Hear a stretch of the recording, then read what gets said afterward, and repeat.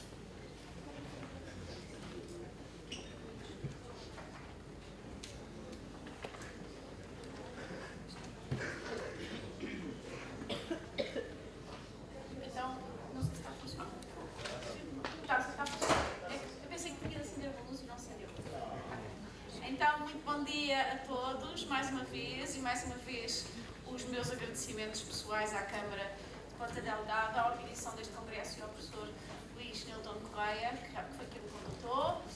Eu estou aqui na qualidade de presidente da Associação Portuguesa de Antropologia, mas também como investigadora e antropóloga. Apresentarei uma comunicação no outro dia, mas agora estou a presidir esta mesa aqui com os caros colegas que vão falar justamente do triste caso, que é realmente muito triste, do incêndio do Museu Nacional do Rio de Janeiro e de tudo o que tem acontecido. E, portanto, como já estamos bastante atrasados, eu vou passar já a palavra aos dois colegas. Primeiro vai falar o professor Dr. Edgar da Silva Gomes, seguido da professora doutora Giane Maria de Souza. Começamos aqui pelo professor Edgar da Silva Gomes, que é coordenador do curso de pós-graduação Especialização em História do Cristianismo e é docente do curso de História da Universidade de Cruzeiro do Sul. É também membro consultivo do ANPUH de São Paulo, ANPU, exatamente. Ex-conselheiro do Fundo de Pesquisa do Museu Paulista da USP e pesquisador em várias áreas, editor de revistas, etc. Portanto, sem mais delongas, eu passo a palavra ao professor Edgar, agradecendo a sua presença aqui neste congresso.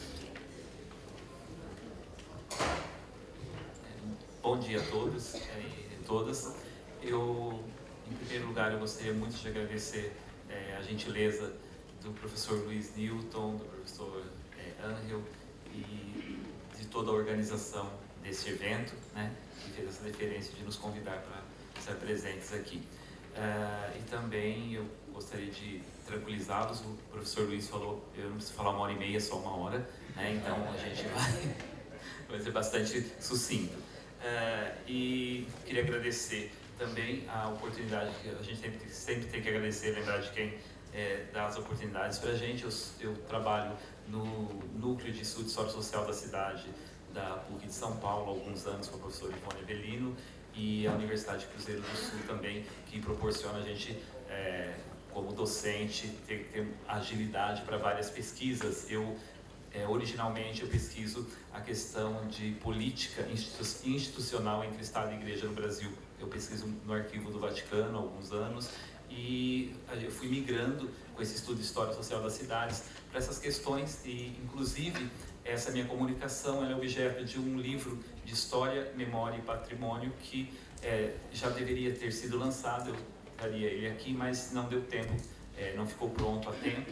E no caso, eu estava em Salamanca em julho e pesquisando já para esse livro, como seria um outro artigo. Quando eu chego no Brasil, estou num domingo lá descansando e acontece o triste caso, do incêndio do Museu Nacional. Eu já estava com o meu artigo pronto, eu falei com a Ivone e substituí esse trabalho por essa questão do descaso, que a gente coloca aqui. Eu falo ao título da minha apresentação, então seria essa comunicação sobre o descaso do Museu Nacional. E aí o que eu faço? Eu faço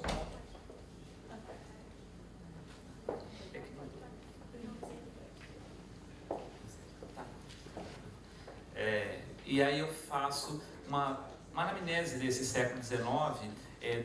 Comecei a pensar, porque a professora Regina Dantas, ela tem uma tese sobre o Museu Nacional, como ele se constitui, né? Eu vou cortar um pouco.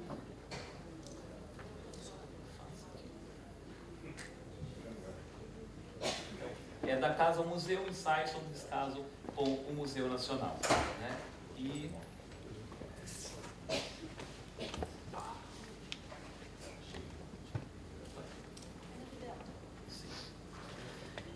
E aí eu comecei uma pesquisa bastante sucinta sobre a questão, porque o que se noticia nessa imprensa no Brasil assim que ocorre o incêndio? Toda aquela disputa ideológica, vamos criminalizar alguém, né? Então precisamos encontrar um culpado para essa situação. E não existe um culpado, senão um descaso centenário que esse museu sofre, né? Ele passa desde a sua fundação até esse incêndio, que Dom Pedro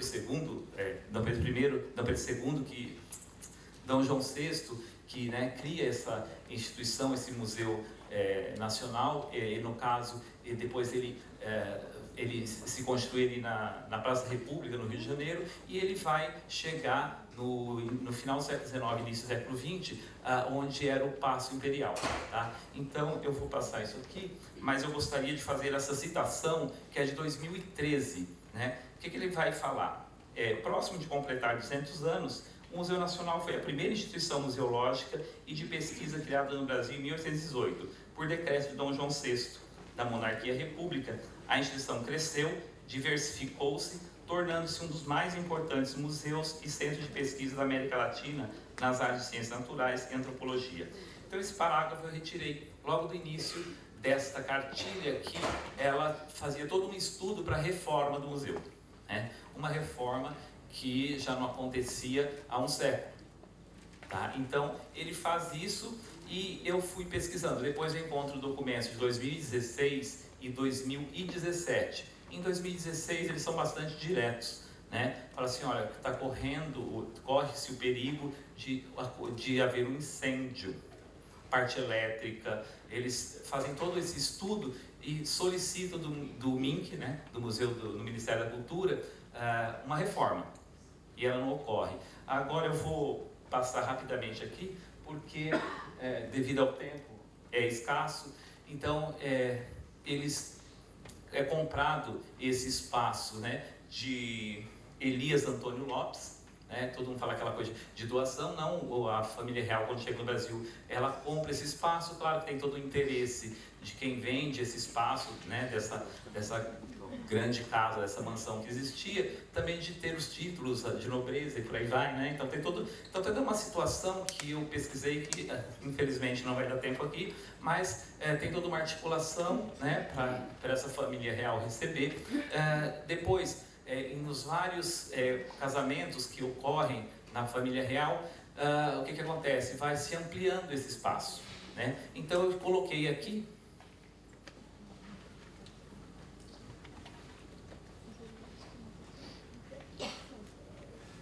a primeira imagem, né, do que seria este museu inicialmente. Então ele compra esta casa dessa forma e vai se ampliando.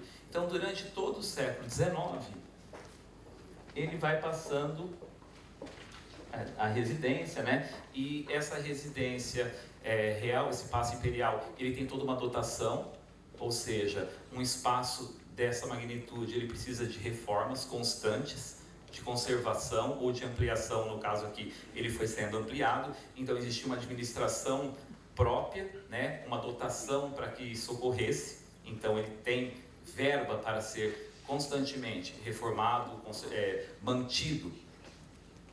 E aqui eu jogo algumas reformas, né, que eu não vou citar agora devido ao tempo, mas para vocês verem esse palácio rapidamente ele sai daquela situação lá de 17, em 62 já está dessa forma, né? Já é uma estrutura, né? Parecida com o que se tinha na Europa. Então já é uma, nos dizeres muitas vezes da época, digno de receber uma família imperial. Então ele, em 62, já com Dom Pedro II, ele está desta forma. Outras reformas que vão ocorrendo, inclusive quando passa de império a república o regime de governo no Brasil, ele serve de espaço para constituinte, né? Em 91, então se constrói uma abóbada lá no edifício central para receber, para ter cara de uma Assembleia Constituinte. Aí quando ele vai até 92, com todo o processo de transformação em museu, é feita uma reforma para retirar. E depois dessa reforma, pode ver aqui, né? Ele vai se tornar esse espaço imponente. Eu morei próximo no Rio de Janeiro desse espaço, então ele se torna um espaço bastante imponente. Ele tem mais uma reforma. Depois disso, ele mal é conservado. E aí eu vou passar aqui, devido ao tempo, infelizmente, ao que nos interessa, né? No caso, a professora Regina Dantas, por coincidência, e eu já trabalhando a tese dela, sempre interessado no trabalho dela, é quem vai surgir ali. E ela, infelizmente, dando a declaração, o que ela diz? Eu dormi pensando que era um pesadelo, que eu ia acordar. Disse aos prantos a historiadora Regina Dantas, que trabalha na instituição desde de 94. Isso foi uma declaração para o jornal O Dia, do Rio de Janeiro. E domingo, 2 de setembro de 2018, aproximadamente 19 horas, a tragédia anunciada foi anunciada. Porque era uma tragédia anunciada. Então esse é meu texto que eu escrevi, eu fui tirando umas partes. Então inúmeros veículos de comunicação do país anunciaram com o alarde devido ao incêndio que consumiu um edifício patrimônio com milhares e milhares de objetos, fonte de pesquisa. E talvez o pior, ele vai destruir os nossos sonhos. Me causou um impacto, eu acho que para todo pesquisador, eu fiquei bastante chocado. Se fosse alguns outros, eu acho que eu teria morrido do coração se incendiasse, não que esse também não me causou uma indignação, né? Mas é exatamente isso. Por que eu coloco essa questão do alarde, né? Devido. Porque muitos desses veículos de comunicação no Brasil, que fazem esse alarde todo e buscam um bode expiatório, são os mesmos veículos de comunicação que vivem sabotando as medidas de apoio público, né, para a educação, para o ensino, para a saúde, para outras áreas, né? Ou seja, tudo deve ser privatizado. Eu não vou entrar nesse detalhe aqui em relação ao Museu Nacional, mas se a gente pesquisar, eu trouxe algumas matérias, depois se alguém tiver interesse, da tentativa de órgãos nacionais e internacionais que tentam trabalhar de uma forma como meio privatizada, né? E, ou seja, o modus operandi da elite brasileira é assim, eu coloco no meu texto, que eles administram muito bem os bens privados. Aquela questão do apadrinhamento, aquela velha história do Brasil, né, do compadrio. Então, assim, se não está a elite, que está no topo, né, da pirâmide brasileira, que administra tudo, se não é ela que está envolvida dentro da política, como senador, deputado, seja lá o que for, tem alguém dela ali. E eles administram as empresas deles de uma forma magnífica. Chegam no governo, não consigam, ou eles emburrecem, né? Que não é o caso, a gente sabe que não é, mas o que acontece aqui? Eles começam a dilapidar esse patrimônio público de ensino, de saúde, de educação, para passar para a iniciativa privada, né? E o Museu Nacional, ele vinha sofrendo há uns 10 anos, pelo menos, essa tentativa no subsolo da política, né? Porque eu falo, a política não é inocente, ela também não é feita ali para o público, ela é articulada nos bastidores. Então, isso foi sendo articulado e todos os nossos bens, não o Museu Nacional, outros, né? O Museu da Língua Portuguesa, ele sofreu um incêndio também, era muito bem cuidado, nós sabemos disso, mas também a gente não sabe por quê. Chega uma hora ali que falta alguma coisa. Então, para a gente está sempre faltando alguma coisa. E nas grandes empresas deles, vocês viram a tragédia da Vale agora, só para vocês entenderem, quando ela foi privatizada, diziam-se que dava um prejuízo imenso. No primeiro ano ela deu bilhões de lucro. A gente não entende o que isso acontece. E as mesmas pessoas que estavam no setor público, eles continuaram administrando no privado. Eles ficaram inteligentes em um ano. Né? Então, o que eu quero colocar é justamente isso, esse descaso com o bem público. E aí, eu fui conselheiro também do Museu Paulista, museu conhecido como Museu do Ipiranga, da USP, e a professora Sheila Orstein era diretora na época, e infelizmente, em uma reunião extraordinária em agosto, ela nos chamou e disse assim: olha, eu gostaria que nós fizéssemos uma visita aqui pelo museu, nas instalações que a gente conhecia, já tinha subido, ali tinha escadas que você sobe e você tem medo, é de madeira ainda, e a gente viu o teto ruindo. Ela falou: nós temos que fechar o museu, né? Porque ele vai cair, né? É um museu até então com maior visitação que nós tínhamos no Brasil, e ele estava ruindo. Então, a imprensa criticou bastante também essa atitude corajosa da professora Sheila, e ele cerrou as portas. Por quê? Porque ele ia cair na cabeça de alguém, ou de muitas pessoas. Então também foi fechado. E aí ela deu entrevistas e falou sobre essa questão do fechamento do museu. Teoricamente, para 22, para o bicentenário de independência do Brasil, ele deveria reabrir as portas. Tá? Para quem não sabe também, esse museu não é aquilo que está lá, né? Ele nem o projeto original ele foi concluído.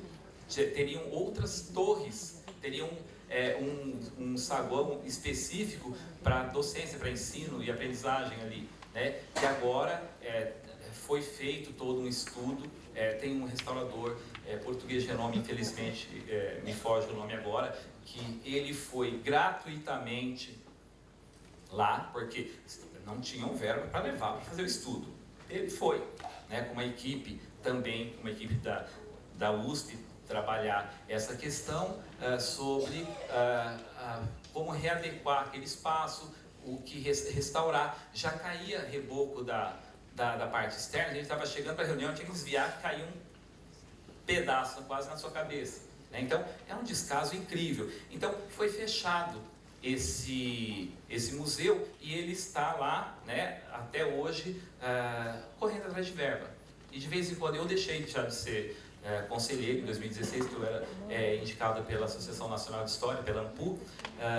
Está fechado, perdeu quase que o sentido, né, nosso de deliberar alguma coisa, porque a gente também deliberava a compra de fundo de pesquisa, peças e por aí vai. Então eu deixei o conselho, mas eu estou sempre em contato, porque aquilo acaba fazendo parte de você, né? Então dói muito quando você vê o Museu Nacional, que era um dos 5 mais importantes do mundo, ser incendiado por um descaso total. Também, no caso do Museu Paulista, não aconteceu uma tragédia por causa do pulso que teve a diretora para fechá-lo, né? E um debate, então, vou pular mais uma parte aqui, mas eu tenho o texto completo, depois a gente pode entrar em contato. Também foi realizado um debate na ANPU em setembro. Nós tivemos um encontro estadual de história e estava naquela comoção toda, né? Porque no Brasil também é assim, tem uma comoção, depois todo mundo esquece. Mas estava aquela comoção e a gente lançou um documento, o que deveria ser feito desse espaço, né? Porque tem todo um debate, quem trabalha em patrimônio sabe muito bem disso, restauro, tem várias teorias aí, tem gente que faz reforma e acha que é restauro, e a gente começou a pensar o que deveria ser isso. E como historiadores nós pensamos, essa marca tem que ficar, né? Que é uma das teorias de restauro. A Catedral de Coventry, na Inglaterra, ela se incendiou, ela foi bombardeada, e tem uma amiga minha que na tese dela é sobre restauro, e ela mostra isso muito bem em um artigo que ela faz. Eles restauram aquela carcaça que ficou e constroem a outra catedral ali ao lado. Por quê? Porque eles quiseram deixar a marca daquele bombardeio da guerra, né? E a gente estava deliberando ali, eu lembrei dessa questão. Eu falei, olha, a gente deve lançar um documento público que está nas páginas da ANPU, dizendo isso. Restauro, sim, vamos restaurar a carcaça e deixar ali como marca para as gerações futuras, porque senão reforma está bonitinho, todo mundo esquece, né?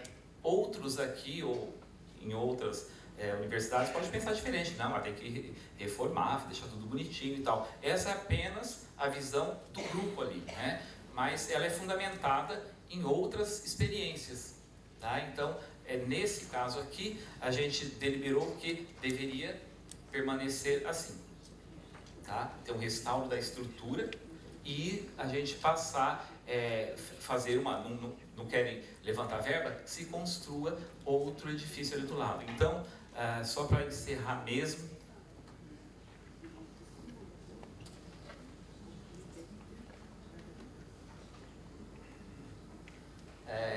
é esse modelo que tem, inclusive, alguns trabalhos. Eu cito aqui o trabalho da professora Cláudia, da Universidade Federal de Uberlândia, sobre esse tipo de restauro. E dizer também que a direção do Museu Nacional, ela tinha aquilo como parte de si. Ela não estava ali com um galão de gasolina pronta para pôr fogo, para chamar atenção, né? Então, não existe culpado nessa história, principalmente na disputa que houve pós-incêndio, mas é toda uma articulação, é todo um descaso com os nossos bens públicos, museus, escolas, seja lá o que for, para chegar a um ponto que a gente está assistindo, infelizmente, uma tragédia geral no nosso país, onde tudo tem que ser privatizado. Modelos que já caíram em desuso nos anos 80, nos Estados Unidos ou em outros países, do modelo de gestão, né, neoliberal, onde tudo tem que ser privatizado,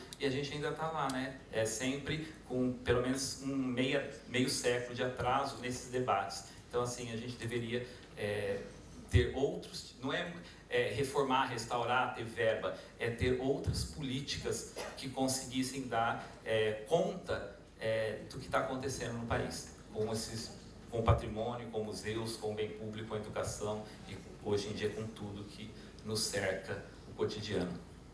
Eu agradeço a atenção de todos.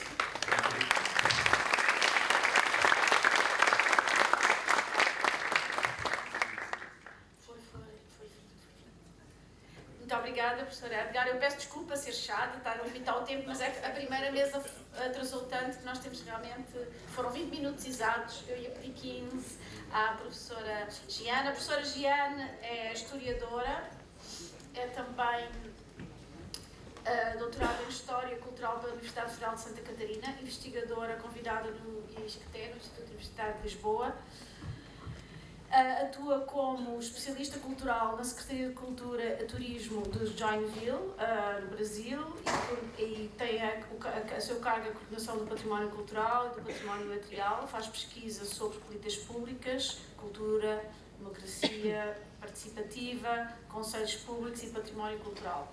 Portanto, eu passo a palavra de imediato à professora Giana, agradecendo mais uma vez a sua participação. Bom dia. Bom dia a todos e a todas. Queria agradecer imensamente o convite, né, na pessoa do Luiz Newton, e agradecer a organização do congresso, né, e toda a logística e todo o empenho, principalmente da cidade, né, e todo o aporte para realizar um evento, né, dessa magnitude. Eu pensei, né, eu tive a felicidade ontem de conhecer o Edgar dentro do ônibus quando nós fomos para as Furnas, né, então fiquei mais feliz ainda. Eu acredito que essa mesa, né, sobre o Museu Nacional do Rio de Janeiro, ela é uma mesa completamente incendiária, né? Então, porque a gente está trabalhando numa outra perspectiva de análise que não né, a que foi colocada ontem pelo nosso colega do Museu do Amanhã, infelizmente, né? A gente não está falando aqui da preservação, né, e de recursos digitais, de recursos tecnológicos, mas a gente está falando de artefatos arqueológicos, históricos, que foram literalmente destruídos por um incêndio criminoso, né? Então, assim, essa mesa é uma mesa incendiária, né? E eu espero, a gente não vai ter tempo para discussão, eu espero que a gente incendeie também a cabeça dos colegas, né? Para pensar o tipo de preservação, o tipo de política que está sendo construída também nos museus, não só no Brasil, mas no mundo inteiro, né? Então, acho que abre aí uma possibilidade de refletir sobre a realidade dos nossos espaços museais, sob a perspectiva da preservação e da construção de políticas públicas, né? Muito mais do que abrir e fechar museus, né? Manter esses espaços. Então, o título, né, da minha comunicação de hoje, na realidade, foi uma provocação efetuada por uma professora minha do doutorado da Universidade Federal de Santa Catarina.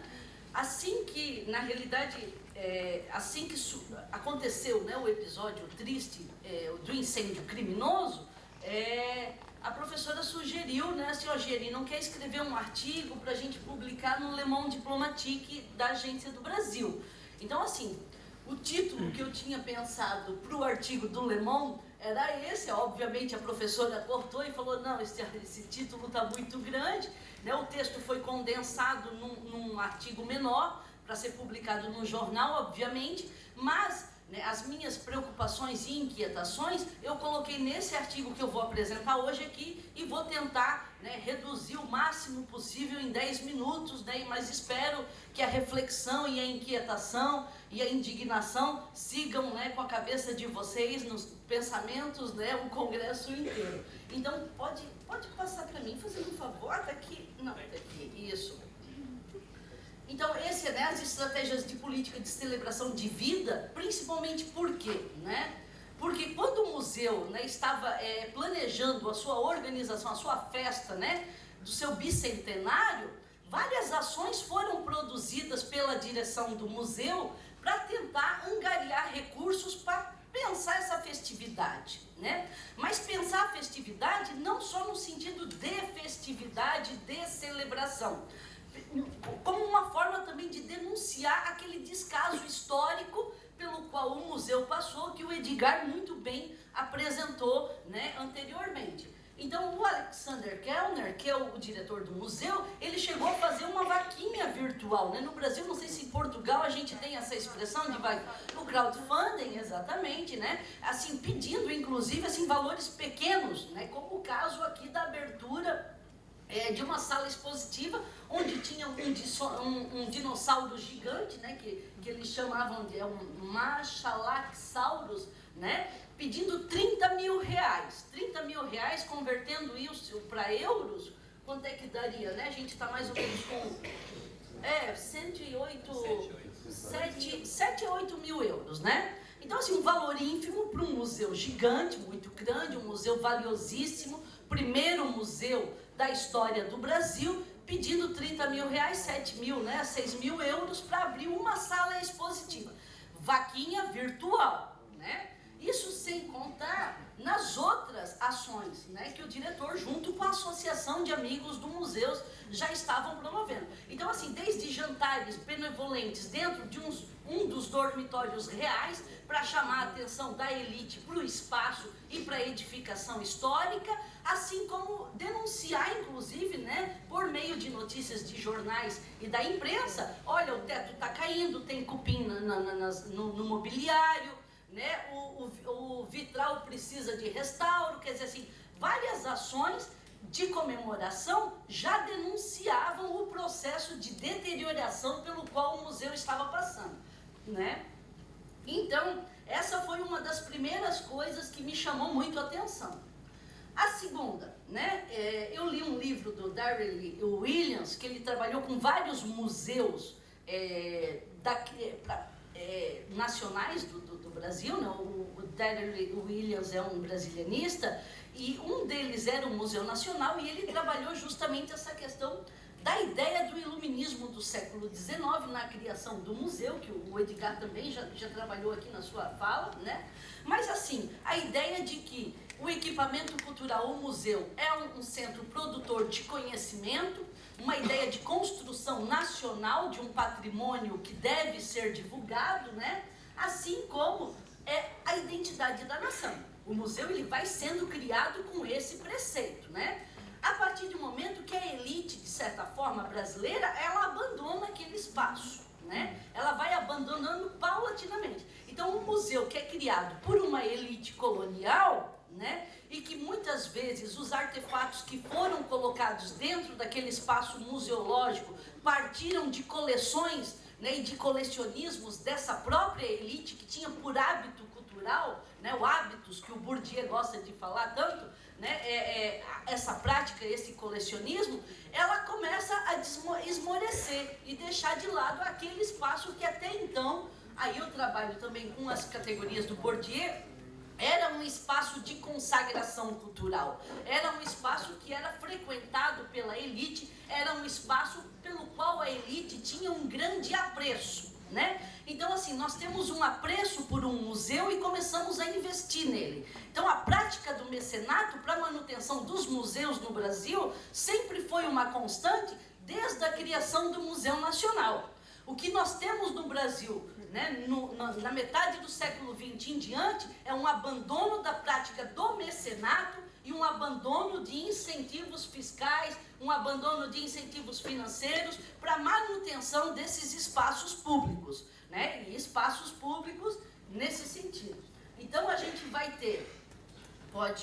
sou eu que a gente vai ter daí em setembro a questão do incêndio, que vai colocar em evidência tudo isso. A foto que eu trouxe aí, essas duas imagens, elas estão na reportagem do Le Monde Diplomatique, né? Nós temos das celebrações de vida, a gente chega no episódio fatídico de setembro, né, que foram as lamentações de morte. Então, assim, quando a gente vê um espaço grandioso daquele, um espaço que foi construído, né, pela realeza portuguesa quando chega no Brasil, né, todo um espaço que tem, né, uma aura de importância real, de importância de construção de identidade nacional, né, que foi trabalhado, foi disputado pela elite, uma edificação que foi tombada em 1938, logo após a criação do Serviço de Patrimônio Nacional no país, a gente vê esse processo acontecendo, né, um processo de deterioração, um incêndio criminoso.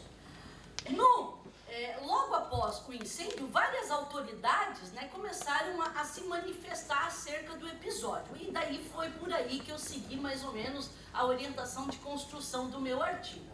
O Jair Bolsonaro, que até então era um deputado federal, eu acho que na sua quinta, sexta legislatura, né, já com 30 anos de Câmara Federal, 30 anos de Câmara Federal no Brasil. Ele era candidato à presidência da República. Ele, ao ser abordado sobre o problema do incêndio criminoso no Museu Nacional, ele fala, já está feito, né, pegou fogo, não se há, né, mais o que fazer. Ele responde dessa forma e ainda brinca dizendo o seguinte, que ele tem Messias no nome, mas isso não significa que ele possa fazer milagres, né? Ele age desta forma, né, num assunto tão sério, onde toda a comunidade nacional e internacional se debruçava, né, de forma muito triste, inclusive sobre o bem, né, em chamas. Aqui, logo em seguida, né, a gente tem outras falas que eu também trabalhei, né, do nosso ministro da Cultura, que até então, né, o Sérgio Saleitão. Ele fala o seguinte, né, no mesmo instante que o museu começa a pegar fogo, ele vai para a Globo News, né, que é um espaço que a gente tem lá televisivo, e fala o seguinte, olha, isso daí não tem nada a ver com o governo federal, isso daí foi um processo de má gestão, né, de problema de anos anteriores.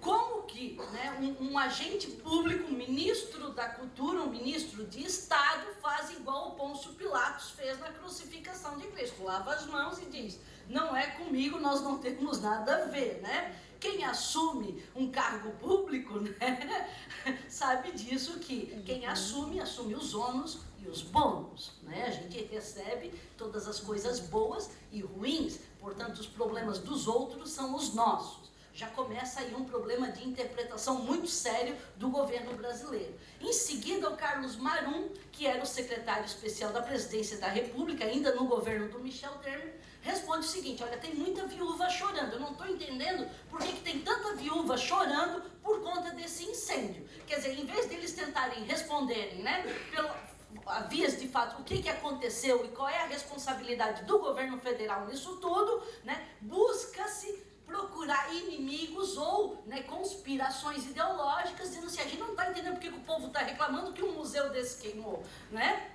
Então, assim, as viúvas chorando, né, do Marum, eu fico pensando, né, o que seriam os trabalhadores dos museus, a quantidade de pesquisadores que esse museu teve ao longo da sua história, a quantidade de pessoas que investiram dinheiro, investiram trabalho, investiram pesquisa dentro daquele espaço, né? A quantidade de crianças, de escolas, de jovens, de adultos que visitam o museu e visitam o Museu da Quinta da Boa Vista, era um dos mais visitados e principalmente pela classe mais empobrecida da população. Então, assim, o ministro não fazia a associação de que aquele museu tinha ressonância social, né? A segunda questão, o deputado, né, a terceira, o Jair Bolsonaro, que eu já falei, e a sexta questão, né, o Roberto Lerner, que era o reitor o FRJ, ele escreve um artigo, né, indignado sobre a situação que foi colocada, muitas críticas, chegaram a levantar inclusive a possibilidade de que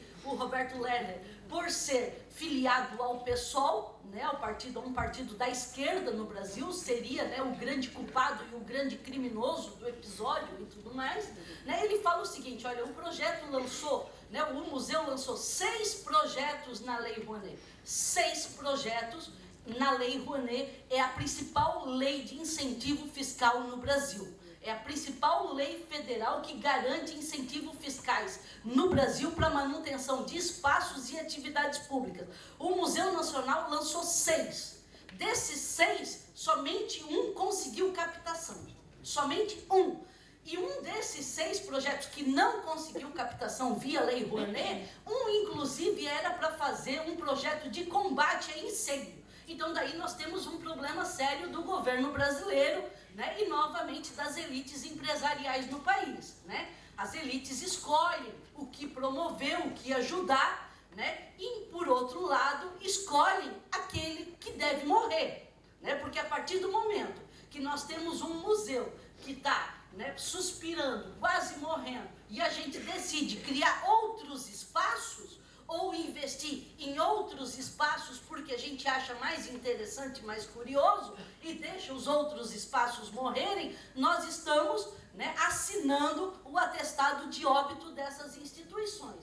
Junto com esse atestado de óbito que foi assinado pelas elites, para terminar, a gente teve junto o quê? O sepultamento de todas as políticas públicas criadas no Brasil ao longo das décadas. Né? No Brasil a gente não teve política. Às vezes eu converso com os europeus, né? As pessoas acham que no Brasil uma coisa meio bagunçada. Não, não é. Né?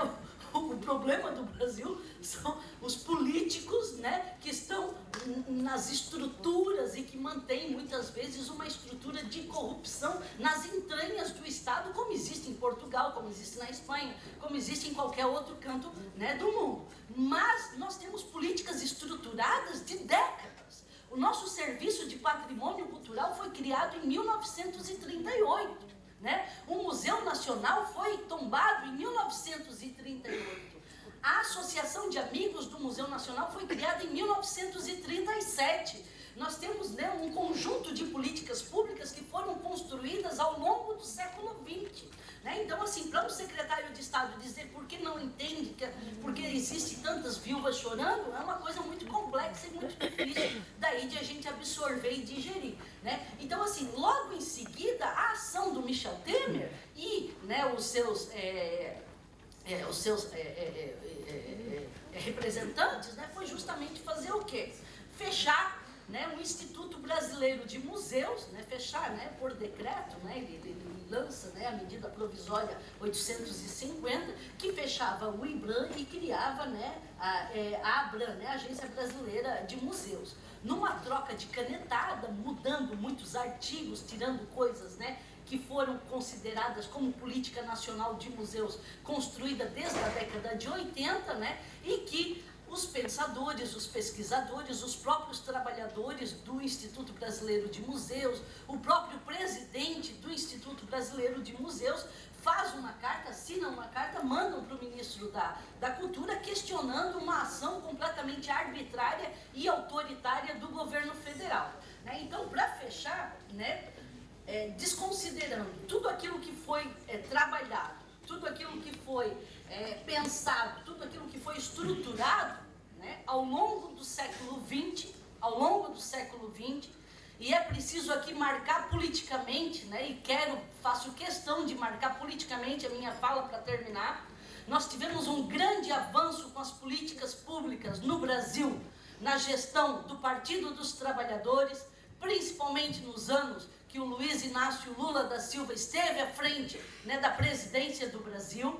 Nós tivemos um grande avanço na consolidação e institucionalização de muitas políticas públicas, na gestão do ministro Gilberto Gil e depois seguido, né, pelo Juca Ferreira. Nós tivemos uma grande construção coletiva de política pública, com o Ministério da Cultura, o Sistema Nacional, a construção de um Plano Nacional de Cultura e a construção de um Conselho Nacional de Cultura, onde a população, representada nesse senhorzinho que eu coloquei na fotografia, vinha debater política pública com os representantes do Estado brasileiro. Né? O que houve no Brasil do ano passado para cá foi um desconhecimento, né? Foi uma forma de desqualificar, desprestigiar e não reconhecer política pública participativa, democracia participativa e instala bases autoritárias de poder. Né? Infelizmente é isso que nós estamos ainda vivendo e sobrevivendo, né? Tentando sobreviver, né, às agruras do nosso tempo autoritário no país. Espero que a gente não tenha, né, esse triste exemplo, né, aqui em Portugal e no restante dos outros países. Desculpa, sei que me passei um pouquinho, né, espero não ter... Fico muito emocionado.